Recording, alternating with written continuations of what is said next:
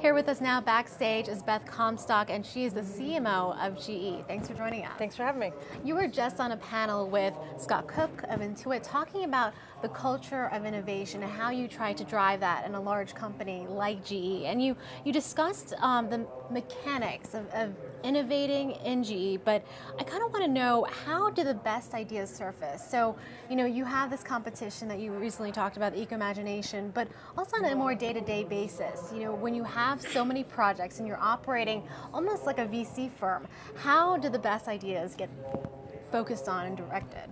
Well, the good thing is when a company, probably most companies, but I know our company, there's never a lack of ideas. So when you talk about having a culture of innovation, often you think the problem is you don't have ideas. Our problem is, if it's a good problem to have, is we have too many ideas. So it brings up a couple of questions. How do you properly funnel them? Do you have the right investment, the right tools? It's saying no as much as it is saying yes. I think one of the things we found is it's easy to fund everything and then not all of them starve, as opposed to making, I only have enough money for 3 ideas, I'm not going to fund 6, stick with that 3, be patient, see it out. One of the things we've done that has really helped is we have a certain pipeline we've created, we call it Imagination Breakthroughs. And they're basically 100 or so protected ideas, kind of this protected class. And protected meaning our chairman, Jeff ML, oversees it. They're run by the businesses, but kind of regular reviews with him, myself, and our head of technology, Mark Little. And some of what we're trying to innovate isn't just a new product, it's maybe a new business model, maybe it's opening in a new market, a new way to think about using the technology. So I think for us it's one, having a means to ask for the ideas. So you have a way that we have growth boards and ways that we're constantly looking at ideas and making decisions to fund them. Then there has to be a process to make sure you're giving it the right amount of nourishment or killing it early because you realize it wasn't what you thought it was going to be.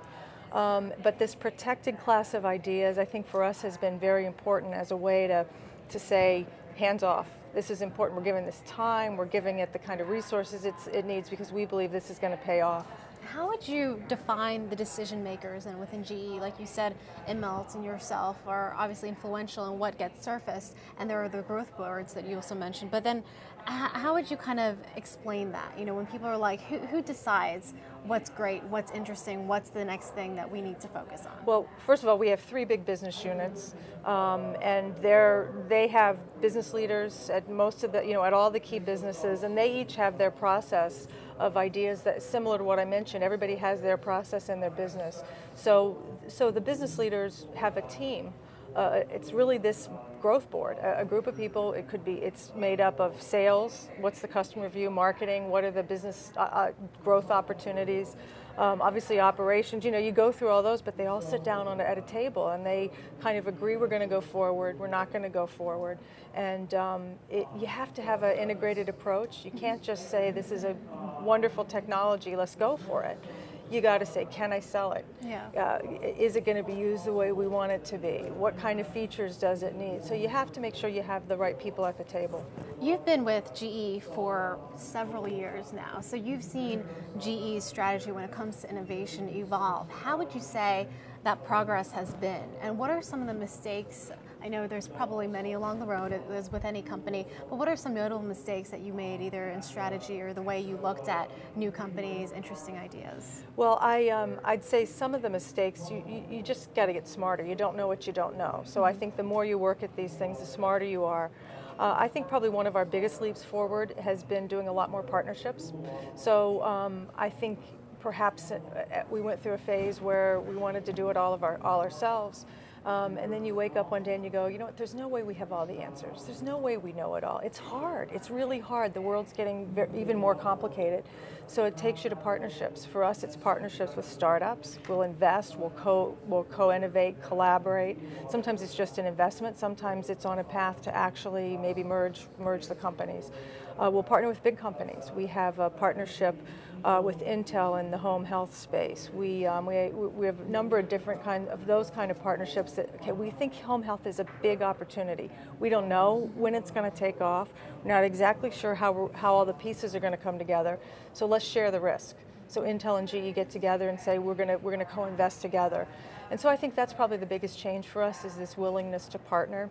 Right now we have this Eco-Imagination Innovation Challenge that is focused on technology for smart grid.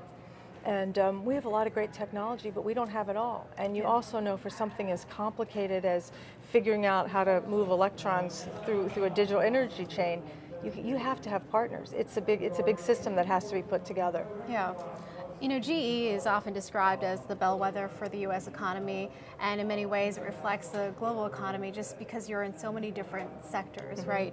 So when you're looking across all the different ways that you play in the economy, whether that's energy or healthcare, where do you see a deficiency? Where do you think that GE is lacking enough innovation in? Where do you feel like you have to be more proactive in and aggressive in? Where we're putting a lot of energy right now is innovating more at a country-specific level. So when you're a company like ours, you're used to kind of innovating centrally and then figuring out how do you sell it around the world. And that's successful to a point. Now it's much more about what's the real need in India, what's the real need in China, what technologies can we use to answer that need. The best example I can give you is earlier this year we unveiled what we call V-Scan, which is a pocket ultrasound. It looks like a smartphone. And that came out of discussions with the government of China asking for help in getting ultrasounds into rural hospitals. And the pieces of equipment we had were not mobile. And so looking at that sort of market back insight, working with the technologists, we came up with a software-based system, took it to a laptop, and now have taken it to kind of a smartphone size so that it's very mobile. And what I love about that is it's not just to use in China. It's being used in urban settings, it's being used, it can be used with sports teams. So I think that's really the new frontier for us, is not always just big picture going down. How do you start very focused and then start to say, okay, this market in India probably isn't the only market in the world that has this problem. Where else can we go? My final question, and it's a real quick one, is name the top 3 countries then.